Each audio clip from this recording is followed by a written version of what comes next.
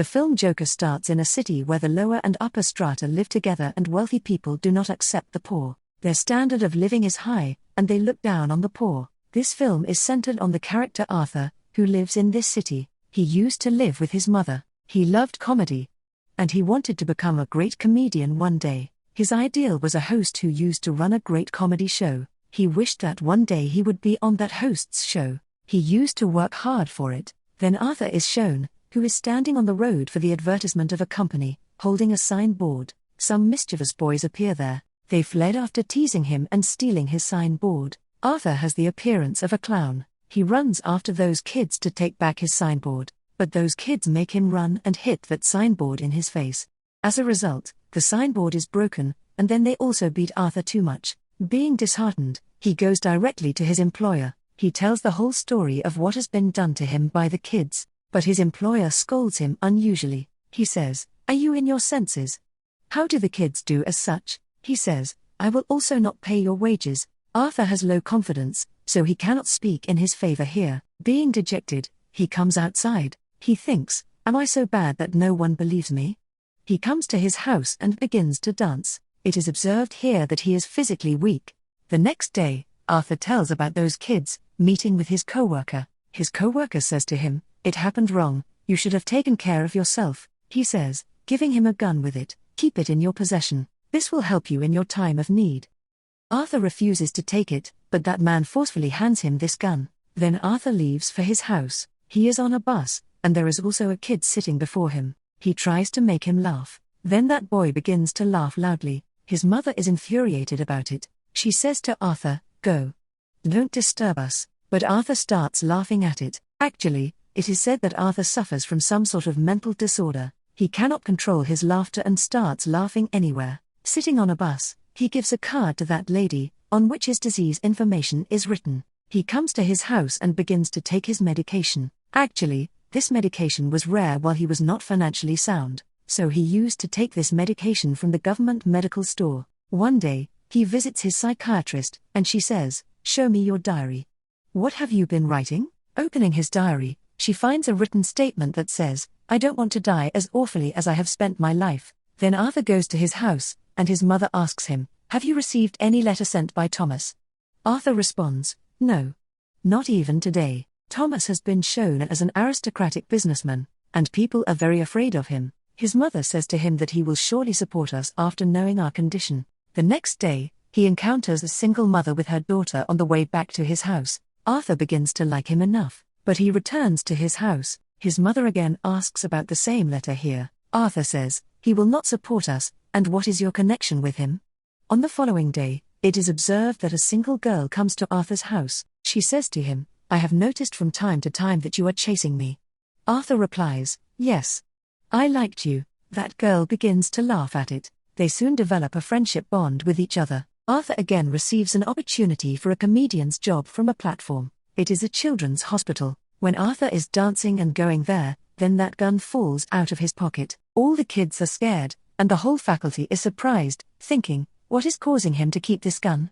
He is also fired from this job. As the news travels, he calls his employer and says, "It is just a toy gun." His employer says, "Don't tell a lie. Your co-worker has revealed everything to me, that you yourself took this gun from him." Arthur is again disheartened, thinking his co-worker had forcefully given him this gun. Then it is seen that Arthur is returning to his house by train. There are also 3 businessmen. Who were the men of Thomas? They are harassing a girl sitting on the train. Arthur begins to laugh because of his mental disorder, and those 3 men think he is laughing at them. They beat him too much, and his mouth begins to bleed. Arthur was trying to tell them about his issue, but 3 of them didn't hear him at all. Being aggressive, Arthur kills 3 of them, taking out his gun. He flees, thinking he has murdered 3 people. He locks himself in a lavatory. In the beginning, he was afraid, but he began to dance there. It appeared as though he was not regretful. He was also at peace. TV is broadcasting the news as he comes to his house. Thomas is talking there. He says that 3 people were murdered. "They were my men, and they were killed by a clown." Here, the poor people are supporting the clown instead of feeling sorry for these 3 murderers, because they are protesting against the rich in the appearance of clowns. Arthur visits his psychiatrist from there. She says, "We are meeting today for the last time, because the government has stopped funding us." and I cannot treat you without any cost. Arthur is again dejected.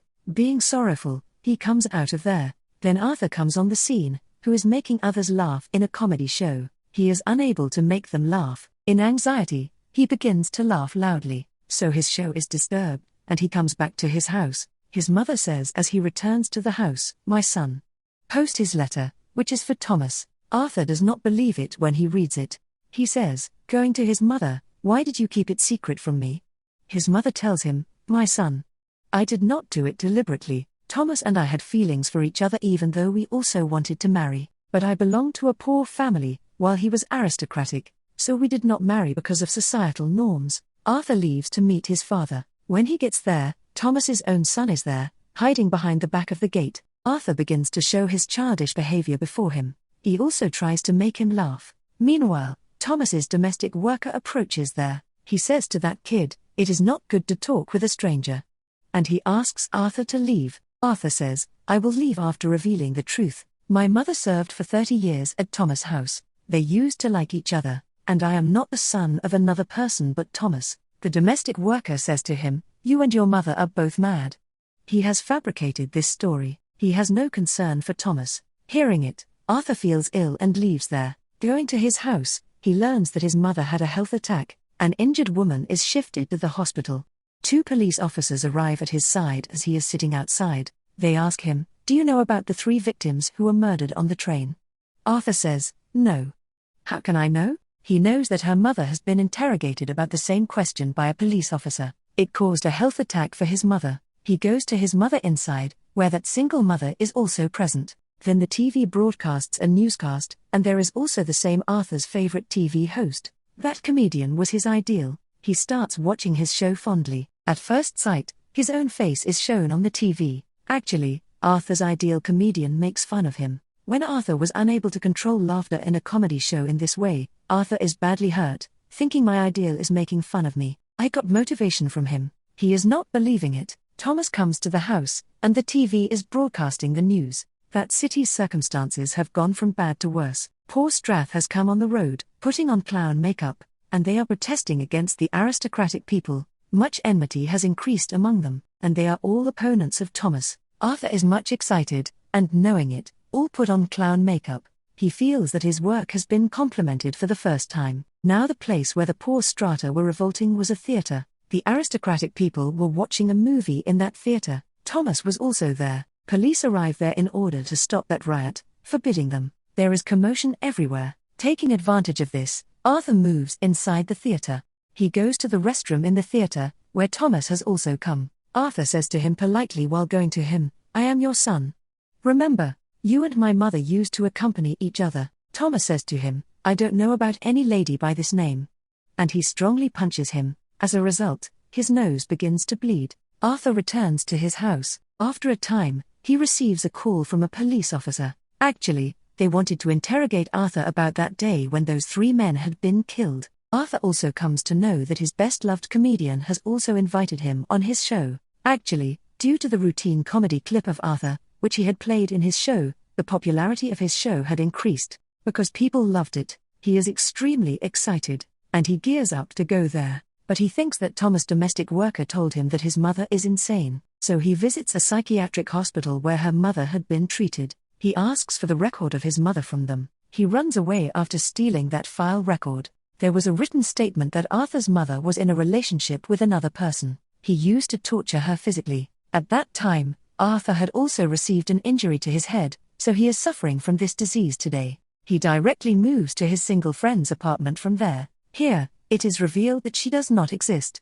She was just a part of his imagination. He used to visualize her. Arthur is very worried because of his mother's wound. Going to the hospital, he chokes his mother to death with a pillow. Coming to the house, he finds a photo with the following statement written on its back: "I like your smile." It was stated by Thomas, and this photo belonged to his mother. He realizes here that his mother was not telling a lie. He begins to apply his clown makeup. Being dejected, he is blank about the happenings around him. Then his same co-worker appears there. He says, "I want to interrogate you about your mother's recent murder and the killing of 3 people on a train." Arthur thinks they have again come to make their lives a chaos, and here he kills his co-worker violently. After this, Arthur gets ready and puts on the clown costume. Now he was preparing to go to his favorite comedian's show. He is very excited, and he is going while dancing on the way. Both police officers also arrive there. Who was detecting the train incident? But Arthur runs away. He boards a train while running. There were also many people wearing clown costumes. The police cannot search him among so many people. Getting a chance of it, he comes out from there, and he goes to his favorite comedian's show. He asks, going in front of him, "Are you also wearing a clown look? Are you also revolting against aristocratic people?" Arthur requests him, "Don't expose me before the people except for this fact, that I am an ordinary clown." Then their live transmission is started. Onlookers get excited while watching him. They are appreciating it. Arthur's favorite comedian asks him a question there, "Why have you come here putting on the clown makeup?" Clown replies, "I always wanted to be happy.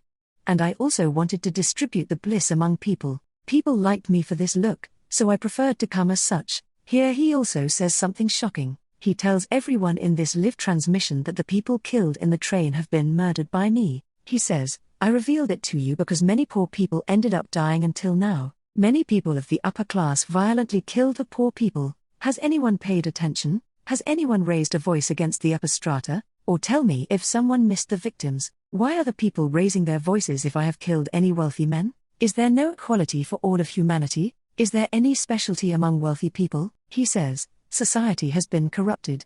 Its inhabitants are self-obsessed. It is not your sympathy at all if you have invited me to this show. You did it as such because the popularity of your show was increasing due to my presence." But Arthur's favorite comedian says, "It is not at all."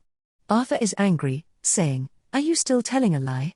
He fires his gun on him before everyone else and takes it out. People are frightened and begin to run outside, but Arthur is seen confidently here. He is not afraid of anyone. Police seize Clown Arthur for this crime, and police begin to take him far, getting him into the vehicle. But Arthur observes that there are many people supporting him on the way. They are supporting him, some of them get in the ambulance, and they crash while driving speedily with the police car. So the police car crashed, and the clown has come outside now. He stands in the same vehicle, uniting with those people. All the people were looking at him and complimenting him with joy. His mouth and nose were bleeding enough, but he draws a smiling curve with the blood and begins to laugh, spreading his hand. Actually, it was a smile that concealed pain and grief. Now he had become the ideal of everyone. He was satisfied with it. People were complimenting him in the end. On the other side, Thomas comes on the scene, who is leaving this city with his current wife and son. But a clown standing aside kills them,